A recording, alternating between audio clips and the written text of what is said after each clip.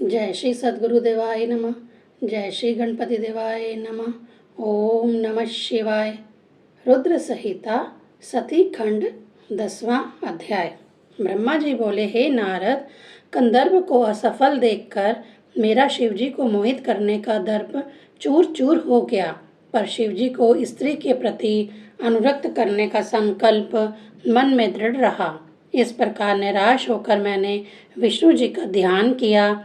जगत पालक श्री हरि प्रकट हुए, मेरी प्रार्थना से प्रसन्न होकर बोले, तुम जो चाहते हो कहो। मैंने ब्रह्मा ने कहा, भगवान, मैंने काम को बसंत मार्गों तथा रति रहित रुद्र को काम मोहित करने के उद्देश्य से भेजा था, किंतु सब निराशजनक रहा।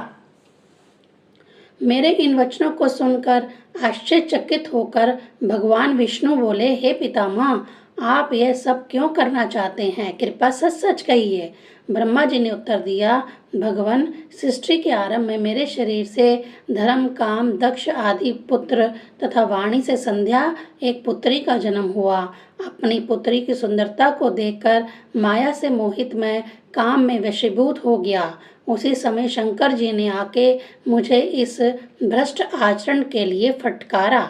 इस प्रकार की ताड़ना को सुनकर मुझे बहुत विषाद हुआ। आज भी मेरा मन उस अपमान से पीड़ित है। हे विष्णु जी, जब तक शिव जी को भी मैं उसी प्रकार काम मोहित नहीं कर पाता, तब तक मुझे शांति नहीं मिलेगी। मेरे विचारों को जानकर भक्त वत्सल विष्णु जी बोले, हे सृष्टिकर्ता, आप परम ज्ञाता तथा जगत के कर्ता होकर भी कैसी अज्ञानियों के समान हट कर रहे हो? तुम्हें शिवजी के प्रति इस प्रकार की भावना शोभा नहीं देती। यदि इस पर भी तुम शिवजी से स्त्री ग्रहण कराना चाहते हो, तो पार्वती जी का सिमरन करके उन्हें स्तुतियों द्वारा प्रसन्न करो। तुम्हारी सब इच्छाएं पूर्ण होगी। सर्वगुण संपन्न पार्वती जी अवतार ग्रहण कर किसी की पुत्री होकर शिवजी की पत्नी बनेंगी। इसके लिए दक्ष प्रजापति से तप करने को कहें तथा उस तप से प्रसन्न होकर पार्वती जी उनके यहाँ कन्या के रूप में उत्पन्न होंगी। पार्वती जी ही अपने विभिन्न रूपों में सरस्वती, लक्ष्मी तथा शिव शक्ति उमा हैं। हे ब्रह्मा, तुम उन्हीं की शरण में जाकर उन्हें प्रसन्न करो, तुम्हारे सब कार्य सिद्ध होंगे। 11वां अध्याय।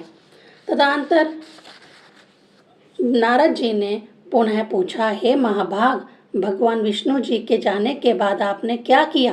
ब्रह्मा जी बोले, हे नारद, तब मैं शिव शक्ति पार्वती जी की स्तुति करने लगा। मेरी आराधना से वह योग माया चामुंडा देवी के रूप में प्रकट हुई तथा मुझे अपने दिव्य स्वरूपों का दर्शन दिया। वह देवी 4 भुजाओं वाली सिंह पर आसीन दिव्य कांति से युक्त थी। मैंने देवी की प्रार्थना करते हुए कहा, हे देवी, आप नित्य शक्ति रूपाणी तथा सब प्राणियों को अपनी माया से मोहित करने वाली व सब कामनाओं को पूर्ण करने वाली हैं। मेरी आराधना से प्रसन्न होकर देवी ने पूछा, हे ब्रह्मा, आपने किस प्रयोजन से मेरा सिमरन किया? मैंने ब्रह्मा ने उत्तर दिया, हे देवी, शिवजी ने स्त्री को देखने मात्र से मेरी भर्त्सना की है। मेरी इच्छा है वह भी स्त्री से विवाह करें। वे ध्यान मग्न है। मेरी प्रार्थना है कि आप जाकर उन्हें मोहित कर दें। दक्ष प्रजापति क्षीर सागर के तट पर आपको कन्या रूप में प्राप्त करने के लिए तप कर रहे हैं। आप दिव्य रूप धारण करके दक्ष को प्राप्त हो जाएं तथा शिव जी की पत्नी बने। मेरे इन वचनों से देवी चिंतित होकर बोली, हे ब्रह्मा, आप यह कैसी मूढ़ता वाली बात कह रहे हैं? ईर्ष्यावश शिवजी को मोहित करने का यह हठ अनुचित है। निर्विकार तथा स्थिर योगी ईश्वर सदाशिव को स्त्री अनुरक्त करने का प्रयोजन, मैं तो सदा उनकी सेविका हूँ। वह माया के स्वामी हैं, उन्हें माया से मोहित कैसे किया जा सकता है? तब वर परंपरा के वशीभूत देवी ने सोचा, यदि वर ना दूं तो परंपरा नष्ट हो जाएगी। ऐसा उपाय करना चाहिए जिससे अनिष्ट ना हो। यह सोचकर उन्होंने शिवजी का ध्यान किया तथा उनकी आज्ञा से ब्रह्मा जी से कहा, हे ब्रह्मा, शिवजी को मोहित करना असंभव है, फिर भी मैं प्रयत्न करूंगी कि वह विवाह कर लें। मैं सती का रूप धारण करके उनकी वशवर्तनी हो जाऊंगी। यह कहकर देवी अंतर्ध्यान हो गईं। 12वां अध्याय।